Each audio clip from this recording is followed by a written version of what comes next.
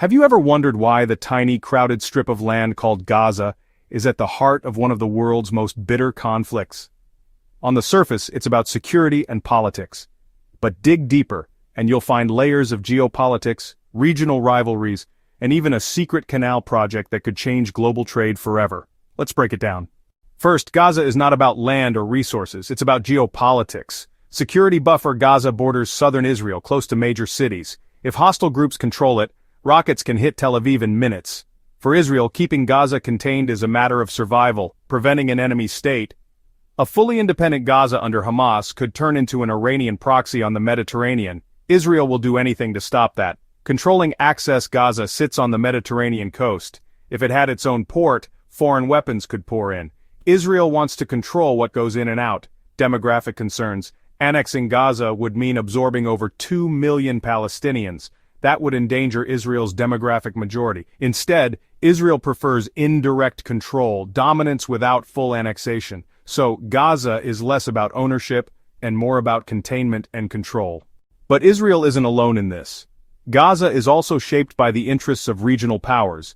Egypt wants Gaza contained because Hamas is tied to the Muslim Brotherhood, a threat to Cairo's regime. Israel and Egypt, unusual partners, quietly cooperate on this. Iran sees Gaza as a perfect proxy battlefield. By arming Hamas, Iran puts constant pressure on Israel without firing a single missile itself. The U.S. supports Israel to ensure regional stability, but also pressures it to avoid total collapse in Gaza, which would fuel anti-Western anger. Arab states like Saudi Arabia and the UAE want stability, but don't want Hamas empowered. For Israel, keeping Gaza weak actually helps diplomatic deals with these states. Now here's where it gets really interesting. For decades, Israel has toyed with the idea of a Negev canal, sometimes called the Ben Gurion Canal.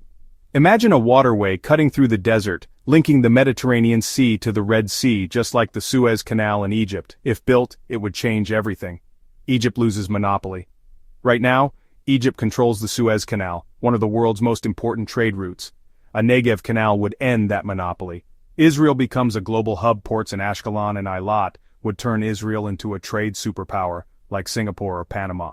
Western support, the U.S. and allies would back it as a secure alternative to the often troubled Suez. Iran weakened. With a new route bypassing choke points like Hormuz and Bab el-Mandeb, Iran's leverage on world trade would shrink. Sounds like a dream, right? But here's the catch. Building this canal is an engineering and political nightmare. The Negev desert is rocky and elevated. Unlike Suez, it isn't flat. To cut through, you'd need locks like the Panama Canal, or colossal excavation. In the 1970s, there were even wild proposals to use nuclear explosions to blast the route. That idea died quickly for obvious reasons. The cost? Easily hundreds of billions of dollars. Security? The Mediterranean entry point would be right next to Gaza. That means any rocket, any attack could threaten global shipping. No insurance company would cover it. And finally, politics. Egypt would see it as an existential threat. It could even shatter the peace treaty that's held since 1979. So, does Israel want Gaza? Not in the sense of annexing it, but it does want to control it, to keep it weak, and to prevent it from becoming a base for its enemies. And behind the scenes, there's an even bigger dream, a canal through the desert that could rival Suez and make Israel a true global trade power. But for now, that dream remains just that, a dream. Too costly, too risky, too explosive. Because in the Middle East, geography isn't just about land, it's about power, survival, and the future of global trade.